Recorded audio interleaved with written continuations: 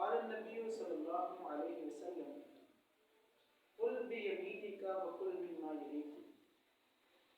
سامعین، آج کی گفتگو میں آپ سے مخاطب ہوگا کہ کھانے کے آداب کیا ہیں۔ ہمارے معاشرے میں صرف اور صرف عبادت، نماز، روزہ، حج، زکوٰۃ، صدقہ کرنا، انہی چیزوں کو ہی صرف عبادت سمجھا جاتا ہے، لیکن ہم غور نہیں کرتے کہ نبی کریم صلی اللہ علیہ وسلم کی ہر سنت، آسلم کا ہر فعل عبادت لکھا جاتا ہے، کیونکہ اللہ تبارک و تعالیٰ نے انسان کی تخلیق کا مقصد ہی یہی بیان فرمایا ہے، وَمَا خَلَقْتُ الْجِنَّ وَالْإِنسَ إِلَّا لِيَعْبُدُونِ۔ میں نے انسان اور جنوں کو صرف اور صرف محض اپنی عبادت کے لیے پیدا کیا ہے۔ تو اللہ، یہ لوگ سوال کرتے ہیں کہ انسان کی ضروریات ہوتی ہیں، انسان کی زندگی میں کئی قسم کے کام انسان انجام دینے ہوتے ہیں، اپنی بیوی کو پالنا، بچوں کو پالنا، اپنی زندگی کے لیے خود کمانا، کیا یہ ساری کی ساری عبادت بن سکتی ہیں؟ آقا علیہ الصلوۃ والسلام نے فرمایا جی ہاں، انسان کی زندگی کا ہر لمحہ انسان کے لیے عبادت بن سکتا ہے۔ کس طرح؟ حتیٰ کہ آقا علیہ الصلوۃ والسلام نے ارشاد فرمایا، اے میرے صحابی، جو اپنی بیوی کے منہ پہ تو لقمہ ڈالتا ہے وہ بھی تیرے لیے صدقہ لکھا جاتا ہے۔ کیا مقصد؟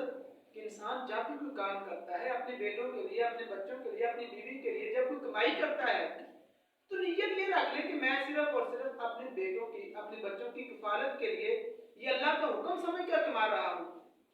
میں یہ جو اپنے بچوں کو یہ پیسے دے رہا ہوں، انسان نے پیسے تو دینے ہوتے ہیں، بچے اسکول جانا ہے، اسکول جا کے وقت 10 روپیہ، 50 روپیہ، 100 روپیہ دینا ہے، تو انسان ذہن میں یہ رکھ لے کہ میں اپنی اولاد پہ صدقہ کر رہا ہوں، تو وہ بھی اس کے لیے صدقے کا ثواب بن جائے گا۔ یہ انسان عبادت کے لیے صرف اور صرف انسان کے اپنے ذہن کی بات ہوتی ہے کہ جو بھی انسان کام کرے دل میں یہ بات رکھ لے کہ میں یہ نیکی کر رہا ہوں۔ تو یہ کھانا کھانا، یہ کیسے نیکی بن سکتی ہے کہ ہم نے کھانا کھانا ہے؟ ہر انسان کی یہ ضرورت ہے، انسانی ضروریات میں سے اولین ضروریات میں سے یہ ہے کہ انسان کھانا کھائے، روٹی کھائے، پانی پیے، تو یہ عبادت کیسے بن سکتا ہے؟ اس کے لیے میرے آقا کریم صلی اللہ علیہ وسلم نے ارشاد فرمایا کہ اگر تم کھانے کو بھی سنت کے مطابق کھاؤ گے تو وہ بھی عبادت بن جائے گا۔ ایک بچہ آیا، اس نے کھانے کے درمیان سے ہاتھ ڈالنا شروع کر دیا۔ اب میں بیٹا رک جا، کل بیمینک، اپنے دائیں ہاتھ کے ساتھ کھا، وکل مما یلیک، اور جو تیرے سامنے ہے وہ کھا۔